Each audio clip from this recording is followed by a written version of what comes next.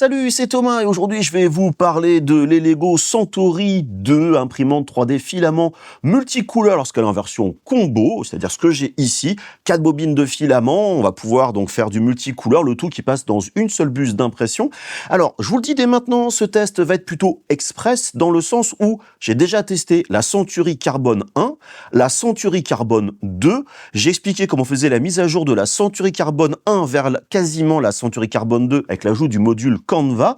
Et là, donc, j'ai cette Century 2, version donc combo avec le côté multicouleur, mais il existe aussi la Century 2 tout court. Et vous avez même raté une époque, la Century 1 qui n'est a priori jamais sortie mais qui a été annoncée. Donc, pour vous dire que je ne vais pas rentrer dans les détails, les machins, etc. de la machine en profondeur, n'hésitez pas à voir mon test de la Century Carbone 2. C'est à peu de choses près exactement pareil en termes de performance d'impression, si on peut dire, mais il y a quand même des différences parce que cette version-là, à peu de choses près, il y a des choses qui ont été enlevées par rapport à la 2 de façon à avoir un prix plus agressif. Ce qui permet de dire que pour des gens qui ont un budget plus limité, pour avoir une machine Core XY, donc c'est-à-dire la tête se déplace horizontalement, le plateau que vertical, s'il y a moins d'inertie, c'est un peu plus, on va dire, ça permet d'avoir des impressions un peu de meilleure qualité. C'est un format qui est quand même plus sympa et plus compact. Bref, voilà, ça permet d'avoir cette machine un peu plus accessible pour tout le monde. Mais il y a quand même des petites choses ici et là qui peuvent peut-être vous manquer. Donc c'est pour ça que je parlerai plutôt dans la seconde partie de la vidéo de ces petites différences. Et au passage, je vais parler un petit peu du nouveau déshumidificateur, le dryer en anglais, donc d'Elego, le H1HT, qui vient à peine d'arriver, qui peut être un bon complément à vos imprimantes 3D, d'ailleurs pas que les Elego. Donc voilà, ces petits trucs qu'on va voir dans ce test un petit peu express. Allez, c'est parti. Allez, je vous cache pas qu'on passe rapidement sur l'installation de la machine. C'est exactement pareil que la Century Carbone 2. On découvre la machine, on installe tout, le module Canva, la tête d'impression, bref, c'est prêt à l'emploi. Si on fait un petit tour au niveau du site internet, des spécifications, c'est pareil. On a une vitesse de 500 mm par seconde, la calibration automatique, un volume de 256 par 256. On a le module Canva, donc qui gère le côté multicouleur avec un système RFID pour détecter les bobines, un système pour couper directement les filaments. Il y a aussi un moyen d'avoir le rechargement automatique des filaments. Vous avez aussi le système qui permet d'éviter que vos filaments, lorsqu'ils soient bloqués, que ça bloque l'impression, ça se met en pause, c'est quand même pas mal. Sinon, voilà, elle se calibre tout seul, les niveaux, il y a plein de détections, elle est faite pour être rapide. Bref, on répète un petit peu les mêmes choses, mais pour dire que sur le papier, c'est une machine qui est plutôt complète malgré son prix relativement attractif. Et puis pour commencer, l'installation des petites galères vraiment anecdotiques. J'en ai marre de ces scotch qui s'enlèvent pas, qui s'arrachent et tout. S'il vous plaît, enlevez ces différents scotch. Bref, on allume la machine et on est bien sûr guidé étape par étape pour l'installation. On rentre le mot de passe Wi-Fi. Ensuite, vous scannez le petit QR code pour connecter la machine directement avec votre compte Elego. Là, vous n'avez plus qu'à suivre l'ensemble. La machine va se calibrer automatiquement, le nivellement du plateau. Et puis, je vais rajouter directement les bobines. Un coup de tag RFID, dans quel support je la rajoute, et puis voilà, c'est fait. Je n'ai plus qu'à lancer mon petit benchy de test, et au bout de 53 minutes quand même, mon bateau est terminé, et la qualité d'impression, comme la Century Carbone 2, franchement, elle est nickel. Et puis dans les modèles fournis avec, une petite Elego Century toute petite pour récupérer les déchets, vous allez voir plus tard dans la vidéo, 2h14 pour l'imprimer. Bon, l'imprimante, elle marche très très bien. Pour les gens qui connaissent pas, on fait un petit tour dans le logiciel de préparation du modèle, Elego Slicer, basé sur Orca. J'ai importé un modèle trouvé directement sur Internet. J'ai mis le lien en description. On n'a qu'à faire le slicing. On peut envoyer ça sur la machine par le réseau. On a la petite interface donc de contrôle. Et là, on remarque quand même que la caméra est manquante. Et oui, c'est un des éléments en moins sur la machine. Vous n'avez pas la petite caméra pour contrôler à distance vos impressions 3D. Bref, l'impression se passe très bien. On voit que la machine est quand même plutôt rapide, même si je suis pas à 500 mm par seconde. Vraiment, aucun problème. Et à la fin, mon impression, elle est quand même franchement très très propre. Vous voyez que les supports s'enlève plutôt assez facilement, ça a bien tenu sur le plateau. À ce niveau-là, franchement, la gamme Centauri d'Elego a rien à prouver, ça marche vraiment très très très bien. Et pour la première impression, j'ai voulu faire des cônes de Lübeck que j'ai modélisés dans Fusion. Et là, la première couche, pas terrible. Donc j'ai dû régler ce qu'on appelle le Z offset, c'est-à-dire le décalage entre la buse et le plateau. Et là, vous remarquez que la fin de ma couche est plutôt propre. Le modèle à côté, c'est vraiment nickel. Le résultat est franchement super clean au niveau de mes petits cônes. Vraiment, c'est très bien. 4h23 pour imprimer sans multicouleur. Franchement, c'est pas très long pour un plateau entier. Le résultat est vraiment, c'est pareil, toujours très propre. Maintenant, vous constatez que pour du multicouleur, c'est vraiment des objets relativement basiques. Il y a juste 1, 2, 3, 4, 5 changements de couleur, donc le côté multicouleur prend pas trop de temps. Mais pour ce genre de choses, franchement, ce genre de machine, ça marche très bien. Toutefois, vous l'avez quand même vu, cette première couche n'était pas nickel. Alors qu'Elego l'annonce quand même que première couche nickel, oui. Mais là, non, tout simplement. Alors, c'est pas grave, c'est un réglage dans la machine, mais il faut penser à savoir si votre première couche est à moitié gondolée ou elle accroche mal. Très souvent, c'est ce petit décalage, ce Z offset. Offset, c'est le décalage en Z, tout simplement, qu'il va falloir régler dans les paramètres de la machine. Et on peut le faire pendant l'impression, donc il n'y a vraiment aucun souci là-dessus. Pour le projet suivant, c'est l'impression de cartouches assez grandes de Game Boy en multicouleur. En fait, pas multicouleur, c'est chaque cartouche aura sa couleur. Et là, on voit l'intérêt aussi du Canva, de système multicouleur. C'est pas d'imprimer plusieurs couleurs sur le même objet, c'est juste de pouvoir facilement imprimer plusieurs fois le même objet, mais avec des couleurs différentes, sans s'embêter tout le temps à changer les bobines de filament. Vous remarquez aussi au passage que pendant l'impression, ça bouge beaucoup, et ce module Canva est plutôt bien fait, c'est que les connecteurs pneumatiques avec les tubes d'où sortent les filaments, ils sont flexibles pour éviter les torsions et donc l'usure sur long terme. Plutôt franchement malin. Bref, première couche sur le dessous de la machine, oui, c'est vraiment nickel, ça brille, aucun souci, l'impression est vraiment nickel. Donc j'ai relancé la même impression avec d'autres couleurs. Voilà, j'ai vraiment enchaîné, j'en ai fait plusieurs d'ailleurs au passage, plusieurs exemplaires de ces cartouches. Voilà, impression franchement qui marche plutôt très bien.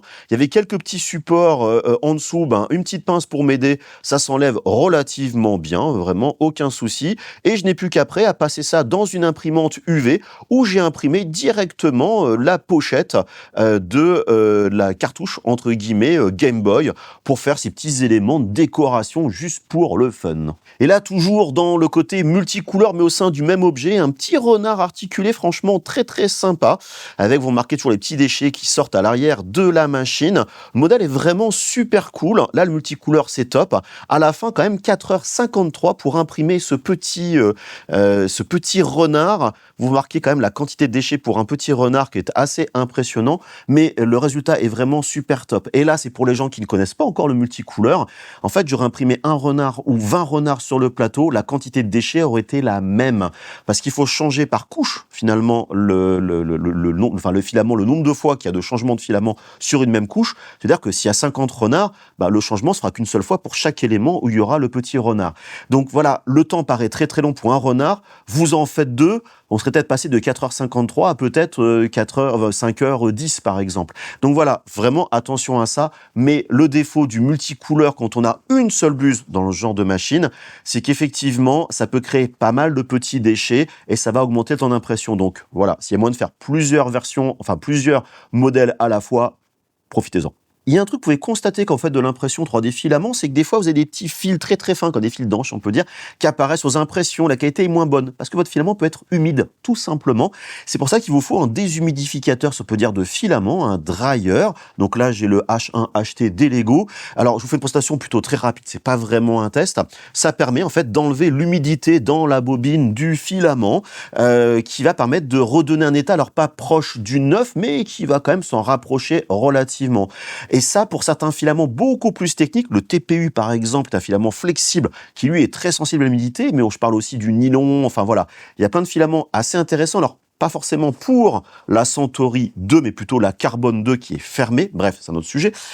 C'est quand même un outil à avoir. J'ai plusieurs dryers à filaments, j'utilise assez régulièrement en fonction de la qualité des impressions que je veux faire. Je veux faire un prototype, machin, si c'est pas terrible, c'est pas grave.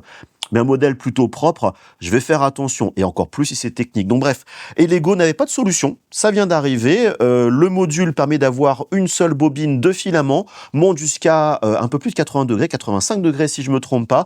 Le filament tourne pendant cette phase de déshumidification pour que ça soit le plus uniforme possible.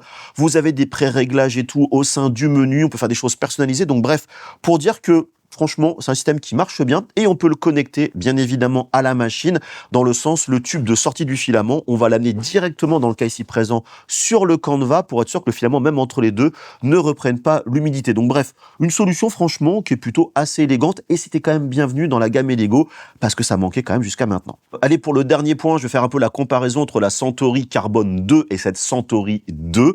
Et le premier truc est évident, donc voilà, cette Centauri 2, elle est complètement ouverte, ce qui fait que quand on fait du PLA, franchement, ou du TPU ou du PETG, c'est pas un souci, c'est même mieux d'ailleurs au passage qu'elle soit ouverte. Donc voilà, gros changement, ce qui veut dire que si la machine est ouverte, il y aura un peu plus de bruit. Il y aura aussi une différence non négligeable, c'est qu'il y a un filtre qui est toujours présent à l'arrière, un filtre à charbon pour choper les particules, mais il n'y a pas de ventilation et en gros, il n'y a rien qui passe au travers, donc il sert à rien. Je sais pas pourquoi il est dedans. Ils l'ont laissé dedans, alors que dans la Centauri 2, elle est entièrement fermée, il y a une ventilation et donc l'air peut sortir par ce filtre donc à charbon et donc filtrer quand même un minimum tout ce qui est particules liées à l'impression 3D. Donc ça, c'est quand même une différence non négligeable. L'autre point aussi, j'ai dit il y a quelques instants, vous avez une caméra dans la Centauri Carbone 2, là, vous n'en avez pas, ce qui est un petit peu dommage, mais bon, ça peut se comprendre. Mais l'élément le plus manquant pour moi, à cause de l'ouverture, c'est logique, c'est que dans la version donc Carbone 2, vous avez un ventilateur auxiliaire sur le côté qui va souffler directement à la hauteur de la buse pour refroidir plus rapidement vos filaments. Alors que là, tout est ouvert, donc il n'y a pas un flux forcé sur votre impression. Ça paraît pas, mais pour la qualité d'impression, dans certains types de modèles, ça peut quand même relativement jouer en fonction de la vitesse d'impression que vous allez avoir, ce genre de choses. Bon là, sur ce genre de modèle que j'ai fait ici, c'est pas forcément crucial, mais si vous êtes à la recherche de la qualité d'impression avant tout, optez plutôt pour la version Carbone 2 que la Centauri 2. Maintenant arrive l'épineuse question, Thomas, laquelle je dois prendre parce que il y a la Centauri Carbone 1, il y a la Centauri Carbone 2, la Centauri 2, mais il y a aussi les versions combo, multicouleur ou pas multicouleur, c'est pas très évident. Alors bien évidemment, il y a la question du prix. Sauf que la différence de prix entre une Carbone 1, une Carbone 2, la Centauri 2, combo, pas combo, ça se joue à pas grand-chose. Donc ça, c'est un truc à prendre en compte. Si votre budget le permet, honnêtement, prenez la Centauri Carbone 2 sans hésiter. C'est une excellente machine avec un très bon rapport qualité-prix. Donc voilà, c'est plutôt une machine qui est bien pour une machine Core XY. Maintenant, la Centauri 2, vous voyez, elle marche bien, il n'y a aucun souci. Mais je vous dis, la différence de prix, il faut se dire, est-ce que je suis prêt à perdre l'usage de la webcam? Alors, si la machine est toujours, vous n'êtes pas loin en train de la regarder, etc., c'est pas très grave. Le fait qu'elle soit ouverte, si on fait du multifilament, multicouleur, mais que du PLA, le filament le plus standard, c'est pas très grave. Le ventilateur auxiliaire, bon, pour quelqu'un qui commence, vous ferez pas la différence. Donc, ce qui veut dire que prendre la Centauri 2 n'est pas un gros souci. Maintenant, voilà, j'insiste bien, vous pouvez vous faire plaisir, prenez la Centauri Carbone 2, c'est un meilleur choix. Maintenant, combo, pas combo. Si vraiment le multicouleur, c'est votre passion, vous voulez vous lancer dedans, ah mon Dieu, les petits renards comme ça, c'est vraiment génial, je vais faire plein pour mes gamins, je veux les vendre et tout, prenez du multicouleur. C'est un non-sujet sur ce point-là. Mais il faudra penser à la productivité en mettant forcément des plateaux les plus remplis possibles et pas une impression à cause des petits déchets. Donc ça, c'est un autre sujet, mais à prendre en compte. Donc, voilà. Maintenant, vous voulez vraiment gratter d'un point de vue prix. Vous voulez absolument une machine Core XY, c'est-à-dire donc cette structure relativement compacte, plutôt stable pour les impressions, pour les vibrations, ce genre de choses. Prenez la Centauri 2 non combo, parce que c'est la dernière génération de la machine, les petits affinages, etc. Il y a la rigidité du châssis, tous ces éléments-là, donc c'est quand même un point qui est à prendre en compte. Maintenant, voilà, je vous dis, j'ai une préférence pour la Carbone 2, c'est indéniable. Elle est entièrement fermée. Si un jour vous voulez évoluer vers des filaments plus techniques, ce sera forcément un gros plus. Donc voilà, gardez ça en tête. Je vous ai mis tous les liens en description de la vidéo, bien sûr. Voilà, pour vous donner un avis sur la machine. Bon, moi, c'est ma 3e Centauri, j'ai donc 3 machines au total. Ça tourne assez régulièrement. C'est un petit diesel, franchement. Il n'y a pas toutes les fonctions ultra avancées qu'on va avoir sur des machines beaucoup plus chères, bien sûr. Mais pour le prix, voilà, c'est un bon rapport qualité-prix pour ces machines-là. Ça marche bien dans l'ensemble. Moi, franchement, je dis à 3 machines à l'heure actuelle, j'ai pas de souci. Ça marche bien. Voilà, ça fait le taf. Voilà. Pour ce prix-là, On va pas s'en plaindre. Bref, vous avez comme d'habitude tous les liens en description de la vidéo. Vous likez la vidéo, vous vous abonnez si c'est pas déjà fait. Vous la boostez, c'est sur téléphone portable. Vous avez donc tout ce qu'il faut en dessous. Vous posez vos questions. Bref, comme d'habitude, les réseaux sociaux, TikTok, Instagram, la vie de Poly Workshop sur Instagram, le canal donc de discussion, on va dire dédié pour ce qui se passe derrière, on va dire la vie de la chaîne. Et puis surtout, n'oubliez pas, le plus important c'est d'être créatif. Avec des gros bisous. Bye bye.